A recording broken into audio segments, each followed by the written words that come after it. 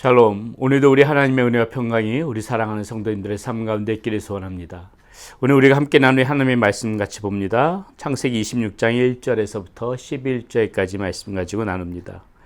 아브라함 때에 첫 흉년이 들었더니 그 땅에 또 흉년이 되매 이삭이 그랄로 가서 블레셋 왕 아비멜렉에게 이르렀더니 여호와께서 이삭에게 나타나 이르시되 애굽 땅으로 내려가지 말고 내가 내게 지시하는 땅에 거주하라.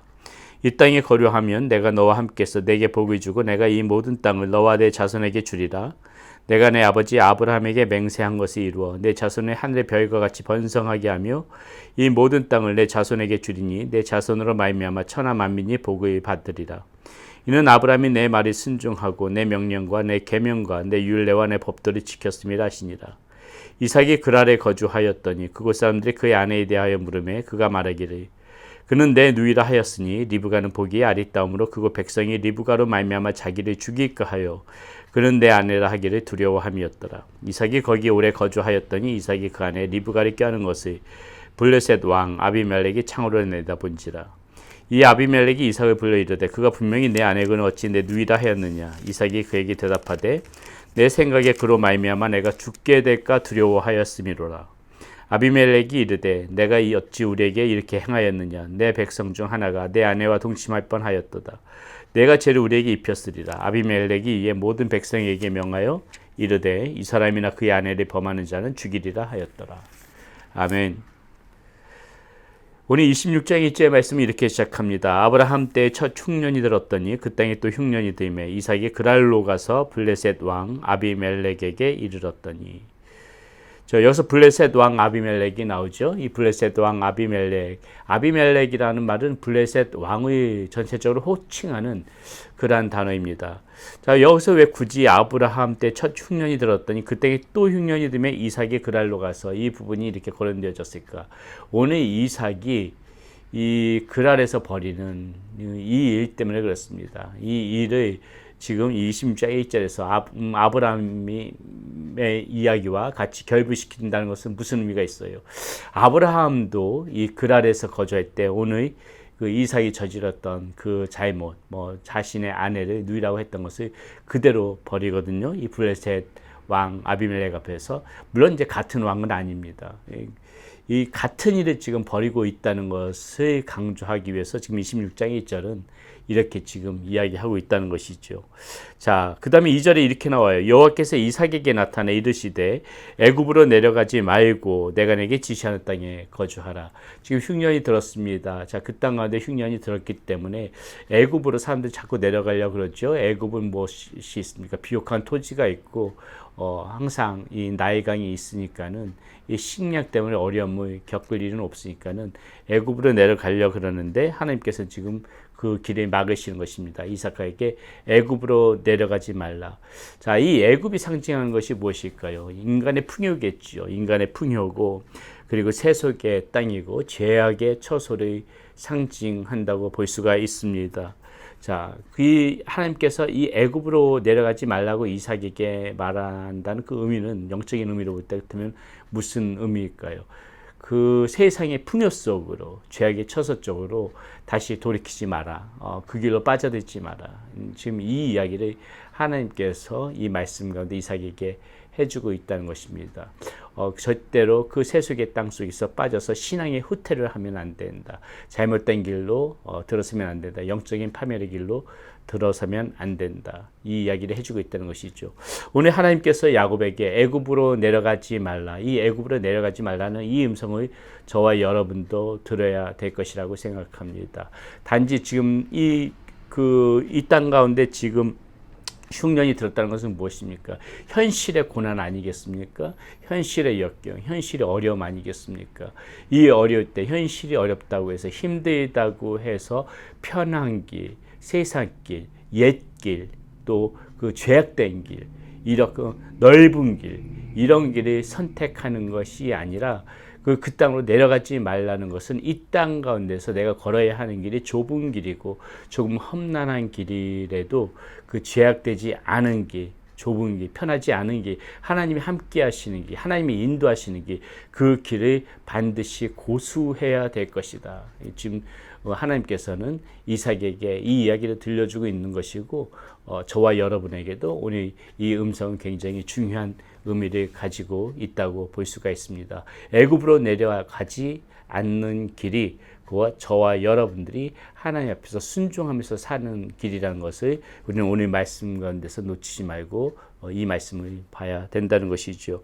자, 이삭이 하나님의 이 음성을 듣고 순종합니다. 순종해서 그 아래 거주하죠. 그랬더니 하나님께서는 뭐라고 말씀하십니까? 이 땅에 거류하면, 자, 하나님께서 이렇게 또 다시 말씀하시는 것입니다. 마치 아브라함에게 그 복을 주셨던 그 복을 다시 한번 상기시키시죠. 네가 애굽 땅에 내려가지 않으면은, 자, 이 얘기거든요. 지금 3절에서 이 땅에 거류하면, 곧 내 말에 순종해서 내려가지 않게 되면 내가 너와 함께 있어 내게 복을 주고 내가 이 모든 땅을 너와 내 자손에게 주리라. 내가 내 아버지 아브라함에게 맹세한 것이 이루어 내 자손을 하늘의 별과 같이 번성하게 하며 이 모든 땅을 내 자손에게 주리니 내 자손으로 말미암아 천하 만민이 복을 받으리라. 예, 이렇게 지금 하나님께서 약속해주고 있다는 것입니다. 당장 눈앞에 어려움 때문에 그 하나님을 저버리지 않으면, 애굽으로 내려가지 않으면, 참고 견디면은 아브라함에게 약속했던 그 복이 너에게 그대로 이루어질 것이다. 이렇게 지금 이삭에게 약속하고 있다는 것이죠. 오늘 우리에게도 마찬가지로 동일하게 주시는 말씀이라는 것을 저와 여러분들이 믿어야 할 것입니다. 자, 그랬더니 이 이삭이 어떻게 합니까? 하나님의 말씀에 순종합니다. 이삭이 그 아래 거주하였더니 6절에 이렇게 이제 다시 시작되어지죠. 그런데 여기서요, 굉장히 뜻밖의 상황이 벌어집니다.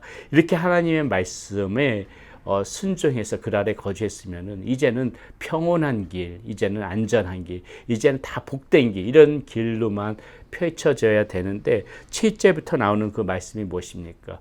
아브라함이 그 버렸던 그 죄를 그대로 답습하고 있는 이 이삭의 모습을 볼 수가 있다는 것이죠. 아브라함이 자신의 아내를 누이라고 칭했던 것처럼 똑같이 이 이삭도 리브가를 그 아비멜렉, 그 왕, 그 백성들을 두려워해서 자신의 아내를 누이라고 버리는 이 죄의 답습을 그대로 펼치고 있다는 것입니다. 여러분, 여기서 우리가 생각해 볼 수 있는 것이 무엇입니까? 우리가 이 정도의 길을 걸어간다 할지라도 애굽으로 내려가지 않고, 이렇게 다시 말해서 쉽게 말씀드려서 우리가 이렇게 신앙의 길을 걸어간다 할지라도 그 길 가운데서도 우리는 항상 반드시 이 죄에 넘어지지 않도록 경계하면서 살아가야 된다는 것이에요. 그 길에 무조건 안전을 보장해 주는 것이 아니라는 것입니다. 우리가 아무것도 하지 않는데 우리가 승승장구하고 모든 것이 복되고 평안한 길로만 가는 것은 아니라는 것입니다. 우리는 늘 그 길, 하나님께서 원하셨던 길, 그곳 애굽으로 내려가지 않고도 신앙의 길을 걸어가면서도 우리가 잠깐 방심하면은 이렇게 언제든지 죄에 넘어질 수 있다는 것. 그래서 신앙은 늘 우리가 계속해서 열심히 죄에 빠지지 않도록 치열하게 싸워가면서 이렇게 믿음을 지켜나가야 된다는 것을 우리는 오늘 이 이삭의 그런 사건을 보면서 다시 한번 우리가 이 점을 생각해야 될 것입니다. 자, 이삭이 여기서 리브가를 자기 아내로 취했던 것, 곧 이 아비의 죄, 곧 아브라함의 그 죄를 그대로 답습하는 것을 볼 때 우리는 또다시 몇 가지를 생각해 볼 수 있는데 무엇입니까? 하나는 이 아비된 자의 이 신학적인 모범이 중요하다. 아브라함이 그대로 졌던 죄를 지금 이삭이 저지르고 있지 않습니까? 우리는 그것을 볼 때 모두 이 부모된 자들의 이 신앙의 모범의 모습이 왜 자녀들에게 보여져야 되는지, 이 바른 신앙의 모습이 왜 중요한지 우리도 모르는 사이에 아마도 이것이 이삭이 이 아버지가 저질렀던 죄를 아는지 모르는지 그것을 정확히 알 수는 없지만은 항상 이 부모는 자식의 신앙적인 거울이라는 생각을 가지고 이렇게 부모의 신앙이 먼저 자녀에게 영향을 바르게 끼칠 수 있도록 부모가 먼저 잘 그 신앙의 길을 걸어가야 된다는 것을 우리는 오늘 말씀 가운데서 좀 생각해 볼 수 있는 부분이고요. 또 하나 이 이삭의 실수를 보면서 생각해야 되는 것이 무엇입니까? 앞서도 말씀드렸지만 늘 깨어 있어야 한다는 것이죠. 결코 그 길이 무조건 안전한 길은 아니다. 아무것도 하지 않는데 무조건 평안한 길은 아니다. 무조건 복된 길은 아니다. 늘 깨어 있어야 된다는 것. 그거 반드시 생각해야 됩니다. 하나 더 생각해 보고 싶은 것이요. 이 이삭의 말 가운데 나와 있습니다. 9절에 이렇게 나와요. 이 아비멜렉이 이삭을 불러 이르되 그가 분명히 내 아내거니 어찌 내 누이라 하였느냐. 자, 이삭이 뭐라고 대답하냐 보세요. 이삭이 그에게 대답하되 내 생각에 그로 말미암아 내가 죽게 될까 두려워하였음이로라. 자, 여기서 뭐라고 합니까? 이삭은 이 위기의 상황에서, 이 고민이 되었을 적에, 어려운 상황에서 하나님의 뜻과 하나님의 생각을 물어보지 않고 순전히 자신의 소견대로, 자신의 생각에 옳은 대로 행동했다는 것을 볼 수가 있습니다. 여기서 이삭의 말, 내 생각에, 바로 여기 함정이 있다는 것이죠. 여러분, 우리가 이 땅 가운데서 살아가면서 우리가 항상 내 소견대로, 내 생각대로 살아가다 보게 되면은 이렇게 망하게 되는 길인 것입니다. 우리는 신앙인이잖아요. 우리가 신앙인이라면은 우리의 하나님 앞에 의뢰하고 힘들고 어려운 길, 또 여러 가지 상황 속에서, 모든 상황 속에서 하나님을 의지하고 하나님 앞에 물어보는 것이, 하나님께서 원하시는 길이 어디인지, 하나님께서 인도해 가시는 길이 어딘지, 그거 물어봐야 되는 거 당연한 거 아니겠습니까? 이것이 가장 기본적인 거고 당연한 것임에도 불구하고 우리는 종종 이 사실을 잊어버리고 하나님은 염두에 두지 않고 내 생각대로 행동할 때가 있다는 것입니다. 내 소견에 옳은 대로 행동할 때가 있다는 것입니다. 그렇다면 그것은 하나님과 상관없는 길이잖아요. 묻지 않고 가는 길은 하나님의 길이 아니잖아요. 그렇게 되게 되면 바로 이런 실수를 이삭이 오늘 저질렀던 이런 죄 같은 것들을 저지를 수가 있다는 것입니다. 우리가 어떻게 우리 자신을 신뢰할 수 있습니까? 우리의 생각을 우리가 어떻게 그것이 맞다고 신뢰할 수 있습니까?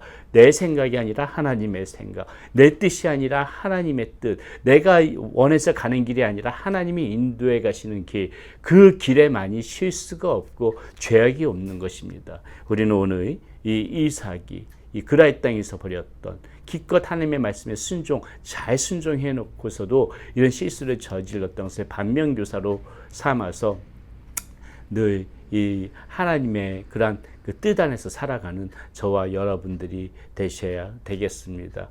실수하지 않고 자만하지 않고 하나님을 바라보면서 살아갈 때에 하나님께서 또 우리의 발걸음을 인도해 주실 것입니다. 그렇게 오늘 하루 살아가는 우리 사랑하는 성도님들 모두 되시기를 바라겠습니다. 기도하겠습니다. 고맙고 감사하신 아버지 하나님, 애굽으로 내려가지 말고 하나님께서 우리에게 이렇게 말씀해 주십니다. 하나님, 이 땅의 삶이 비록 흉년처럼 흉년이 든 것처럼 고되고 어려울지라도 하나님, 그 이유로 세상 바라보고 편한 거 바라보고 넓은 길 바라보는 것이 아니라 굳굳이 하나님의 말씀에 순종해서 주님만 바라보면서 살아가는 우리의 모습 되어지게 하여 주시옵소서. 그 길을 걸어감에 있어서도 종종 넘어지고 실수할 때가 있습니다. 무엇으로부터 비롯되어지는 실수인지 바르게 깨달아 내 생각대로 살아가는 것이 아니라 하나님의 뜻대로, 하나님이 원하시는 대로, 하나님이 인도하시는 대로 살아갈 수 있도록 늘 주님께 의뢰하며 물으며 주님을 의지하며 살아가는 우리의 삶이 되어지게 하여 주시옵소서. 예수님의 이름으로 감사하며 기도드렸습니다. 아멘.